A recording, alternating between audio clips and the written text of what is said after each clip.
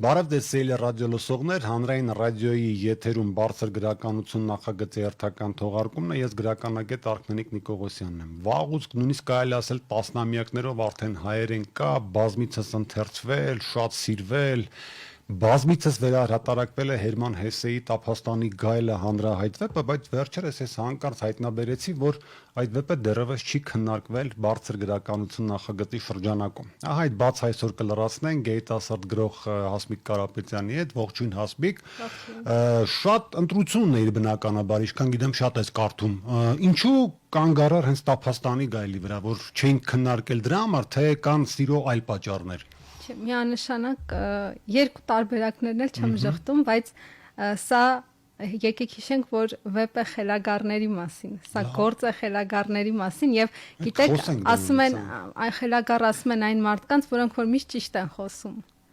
Ինչպես Համլետի օրինակում, չէ՞, Համլետին ինչ էին ասում խելագար, որտեղ նա ինչ ասում էր ճիշտ էր ասում եւ այս առումով սա շատ հետաքրքիր վեպ է, ճիշտ է, ինչ որ առումով քիչ են գործողությունները, քիչ ենք տեսնում, ավելի շատ մտքեր են փիլիսոփայական առանձնահատկություններով հատուկ է այս վեպը, բայց ամեն դեպքում մենք երբ սա կարդում ենք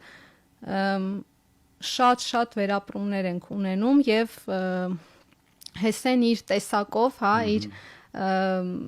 իր գրող լինելով, իր հրաշալի գրող լինելով, ես կասեմ, կարողացել է Տափաստանի գայլը շատ հետաքրքիր մեզ ներկայացնել։ Եվ դրա մեջ է գրավությունը։ Տես ես իմ անձնական փորձից ասեմ, երբ որ ջահել տղա էի մի 20-25 տարեկան, հիշում եմ, որ շատ մեծ եւ ցնցող տպավորություն գործեց ինձ վրա Տափաստանի գայլը, եւ ես ուղղակի դեռևս չէի հանդիպել որևէ գրքում այդքան ինձ նման մարդ, հա, հատկապես բարդույթները, եւ պետք է խոստովանեմ, որ Տափաստանի գայլերոսը ինձ շատ օգնել իմ որոշ բարդույթների հաղթահարման գործում։ Բայց երբ որ մեծանում ես որոշակի փորձառություն, բարդույթների հաղթահարում եւ վերընթերցում ես Տափաստանի գայլը, ահա այդ հերոսը սկսում է քեզ չհետաքրքրել, ինչ որտեղ պարզունակ թվալ, ինչ որտեղ շատ ավելի հավակնոտ, մեծամիտ, քան իրականում կա, եւ մի մարդ, որը ըստ էության փիլիսոփայական արժեք է տալիս իր մանր ապրումներին։ Քեզ մոտ ինչ տպավորություն է հերոսի մասին։ Նայեք, քանի որ մենք խոսում ենք մի անձի մասին, որը երկատված է իր տեսակով, այսինքն նա մեկ շատ բյուրոկրատական մտքեր է արտահայտում, բյուրոկրատական ապրելակերպով է ապրում եւ մեկ քշված, ինչպես Տափաստանի գայլը, չէ, որովհետեւ մենք գիտենք եւ ես ճիշտ ասած ուզում եմ շեշտը դնել, թե ինչի գայլ։ Ինչի գայլ։ Շատ լավ։ Մենք խոսում ենք 20-րդ դարի մասին, երբ 20-րդ դարում մարդիկ այսպես շատ շփոթված էին, որովհետև գալիս էր ձիերին փոխարինում էր մեքենաները։ Մարդիկ ինչ որ ճգնաժամային բան իրավիճակում են, որովհետև մեքենա, չգիտեմ, որ ինչ որ նույնիսկ նոր մահվան պատճառներ էր արդեն հանդես գալիս, դա մարդիկ շատ էին մահանում այն ժամանակ մեքենաների տակ էին ընկնում, եւ սա շատ մեծ ազդեցություն է ունեցել Հեսեի վրա, որովհետև Հեսեն լինելով իր տեսակով չգիտեմ, ինձ միշտ թվում է, որ Հեսեն վանական է, ինչ որ առումով, որովհետև իր հերոսներով դատենք։ Հա, ուխտագնացություն արել։ Հարի Հալերը լրիվ Հեսեն է կարծում եմ եւ մեկ վանական, մեկ ահավոր մեղսագործ, մեկ փորձում է անընդհատ ամբողջի մեջ լինել, չտարբերվել ամբողջից, մեկ ամբողջից փախչում է, այսինքն մի մարդ, որը կարողանում է մի հերոսի մեջ մտցնել Ֆրեյդի Նիցշեի ուսմունքները։ Եվ այստեղ Ֆրեյդի ուսմունքները ես օրինակ շատ եմ նկատել այդ գործողությունների եւ տեսարանների։ Կանանց հետ հարաբերություններում իր ստացված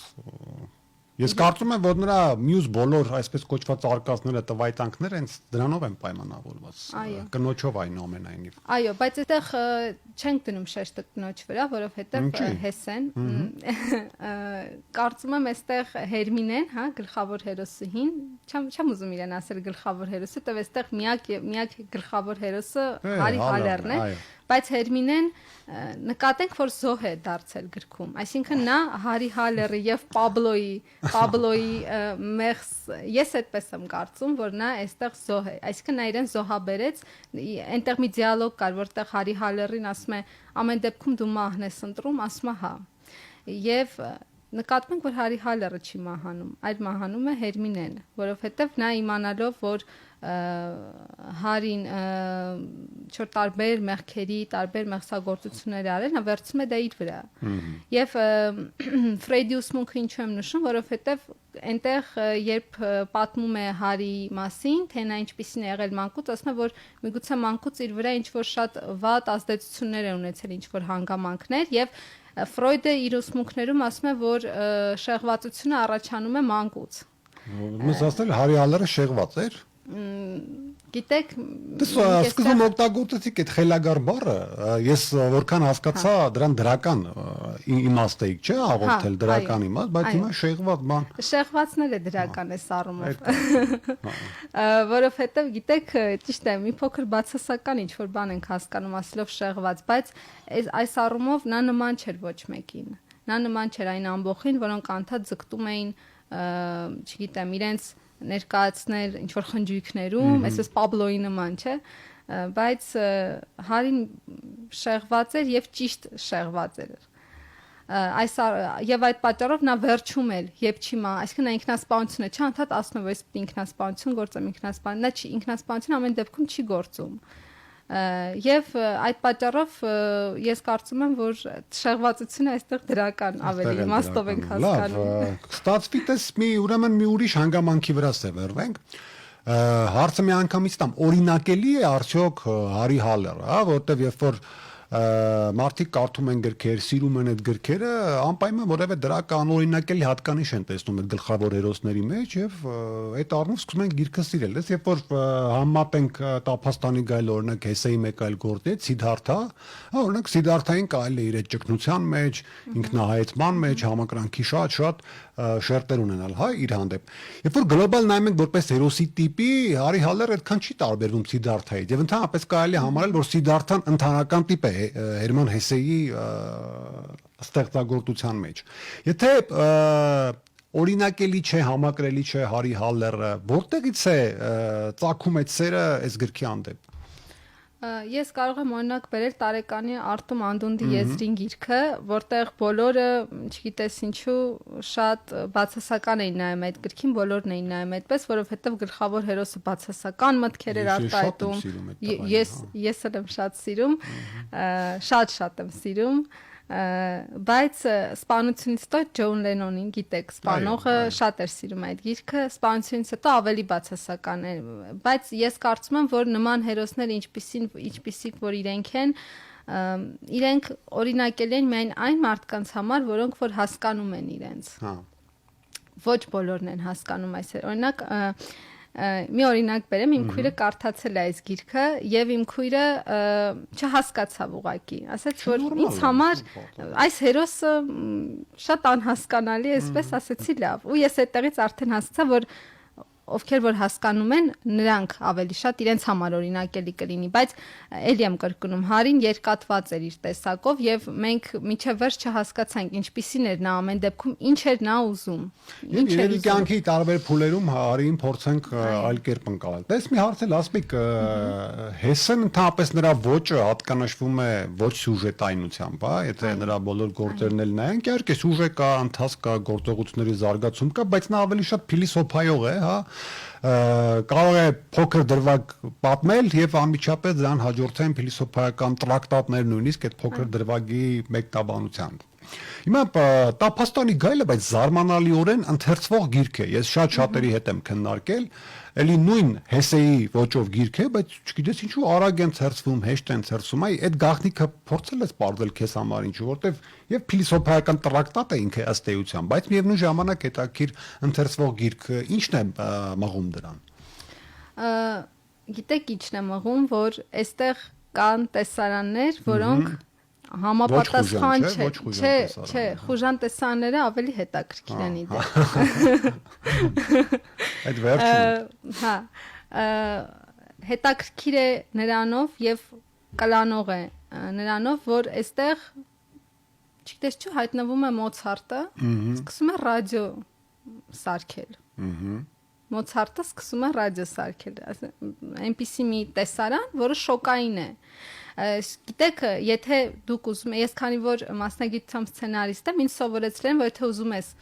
հետաքրքիր տեսարան կառուցել, պետք է շոկային տեսարան դա լինի։ Այսինքն այնպեսի մի բան, որ կարդաս ասես չէ, այսպեսի բան հնարավոր չի։ Ու առաջին անգամ երբ ես կարդացի այս գիրքը, ասի մի րոպե Մոցարտը, մի րոպե մի հատ նորից։ Ու արդեն այն հենց այդ ժամանակ ես հասկացա ինչքան խորն է Հեսեն ներկայացնում ամեն դետալ։ Ասում է Հարին ասում է ես չեմ կարողանում լսել քո երաժշտությունը ռադիոյով անջատիր, դա նշանակում է որ նա չի ընդունում այնուամենայնիվ 20-րդ դարի այդ ամեն ինչը։ Չի ընդունում իր ժամանակաշրջանը։ Կոնտրաստը միշտ կա վեպում, այո։ Իսկ Մոցարտը ինչը պատասխանում, ասում է կարևոր չի որտեղից է հնչում, կարևորը ինչպես ես դու այն ընկալում։ Հետաքրքիր նաև բանավեճեր Գյոթեի հետ, որովհետև Գյոթեն ինչն էր միշտ ասում իր երիտասարդներին, որ իր երիտասարդ մարդկանց թե բանը, ինչի եթե դուք ստեղծում եք սյուժե, պետք չէ որպեսզի այն լինի փիլիսոփայական, պետք է լինեն անպայման տեսարաններ։ Ու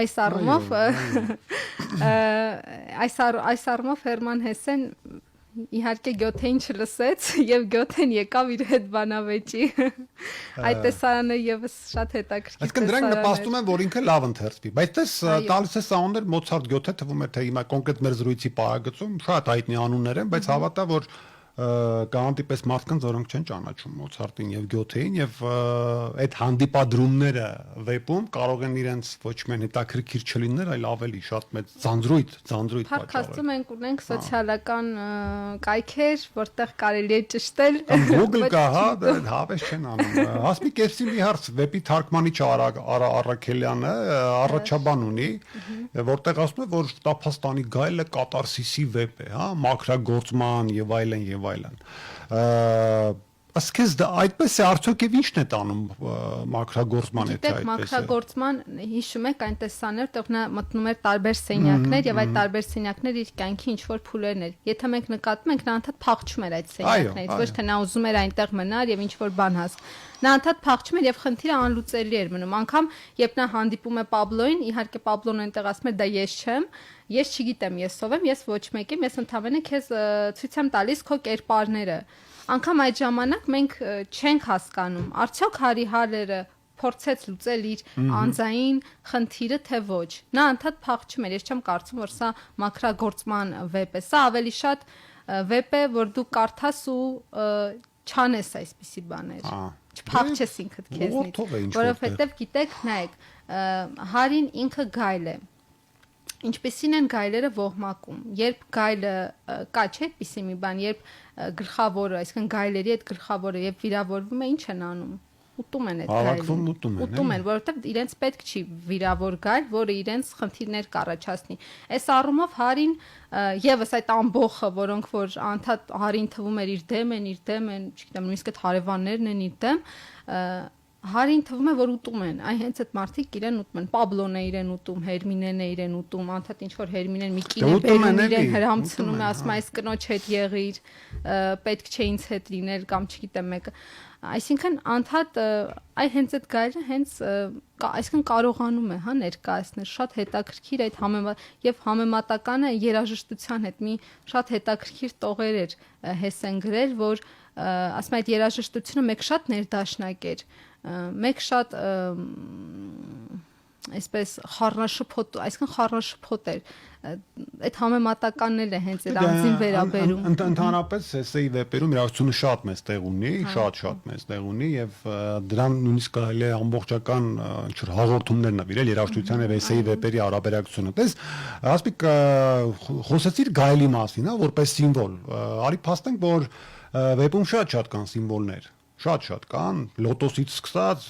եւ այլն, որոնք առնչվում են եւ անտիկ մշակութաբանությանը եւ միշտադարին տարբեր կրոնների եւ այլն։ Վեպ ընթերցելիս, սիրելիս, արդյոք փորձել ես խորամուխ լինել այդ սիմվոլների մեջ, այսինքն գնալ դեպի ուրիշ տեղ, կարդալ դրանց մասին, դրանց համատեքստով նորովի ընկալել եւ չի դառնում մեծ վեպը մի իսկապես տրակտատ, որ հաղթահարելու համար դու ստիպված անդադ ինչ-որ հանրագիտարաններ պետք է պահես, ինչ-որ բաներ որոնես, նայես։ ես չեմ գովի ինձ ասելով որ այնինչ ես այստեղին սիմվոլներ տեսնում ես գիտե թե դա ինչ սիմվոլներ էր, հա, դե այլ բան է, եթե մարդիկ կարդան չհասկանան, այո, բայց գիտեք հրատարակությունները երբ հրատարակում են գիրքը նրա համար է որ հենց վերջում դուք օրինակ այստեղ ես Անտարեսին չեմ շատ սիրում որովհետև ինքը այստեղ բացատրում է այդ առաքելն է հա օրինակ կարիճը ինչ է խորհրդանշում կարիճը Կն օգնել են այո օգնել են դա շատ լավ է որ այդպես է իրականում որովհետև այո պետք է ուղղորդող լինի գիրքը իսկ օգնելուց զատ փոխում են համատեքստ ընկալման իհարկե ես օրինակ շատ եմ սիրում որ գրքի մեջ կան խորհրդանիշներ դու այսպես կարդում ես դրա համար ես հունական դիցաբանություններ եմ շատ սիրում որտեղ այնտեղ այդ խորհրդանիշներին ես հանդիպում եւ գիտեք կարդալիս էլ անդադ համեմատում է վարպետը եւ Մարգարիտայի հետ չգիտեմ ինչու միգուցե կար ինչ որ գաղափարներ որոնք նման են բայց ամեն դեպքում Բուլգակով ավելի շատ սովետական միությանն էր անդադ այսպես գնում կպնում հա իր գործով այդ պատճառով շատ համեմատականներ չեմ տարել բայց չգիտեմ մի փոքր նման են ես դեռ ուսումնասիրեմ դրանք կհասկանամ հասմիկ մի բարդ process կա իմ ամերիկյանքում երբ որ շատ ես կարդում սիրում ես որևէ գիրք միշտ մարդիկ ասում են խորհուրդ կտաս ես էլ կարդամ բան եւ այլն հա քրոջը պատմությունը պատմեցիր բայց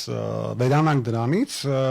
ինչով կգայթակղես այն մարդկանց որոնք դեռ չեն կարդացել Տափաստանի գայլը որպեսզի կարդան չասենք որ շատ սիրված գիրք է շատ հայտնի գիրք հեղինակը Նոբելյան մրցանակի դափնեկիր չգիտեմ բազմաթիվ լեզուներով թարգմանված եւ այլն ինչ գաղտնիք կա որ որ ասում ասես ու կկպնի դե միայն այն որ հերոսը յուրահատուկ է այստեղ այդ բավարար ասես լենցից հերոսը յուրահատուկ է կարդալու են գիտեմ որ դա բավական չէ բայց նայեք ես օրինակ բերեցի որ դու կարդում ես այս գիրքը եւ հասկանում ես թե ինչ չպիտի անես այս կյանքում չփախչես ինքդ քեզնից չփախչես քո խնդիրներից եթե ունես քո մեջ խնդիրներ եւ անպատասխան հարցեր կարողանաս լուծել դրանք ոչ թե Հարի Հալերի նման սենյակներից փախչել այսպես որոշել փախչել դա է ելքելի եսին հերոսը ինքը այստեղ པարս հերոս չէ այդ պատճառով ոչ բոլորն են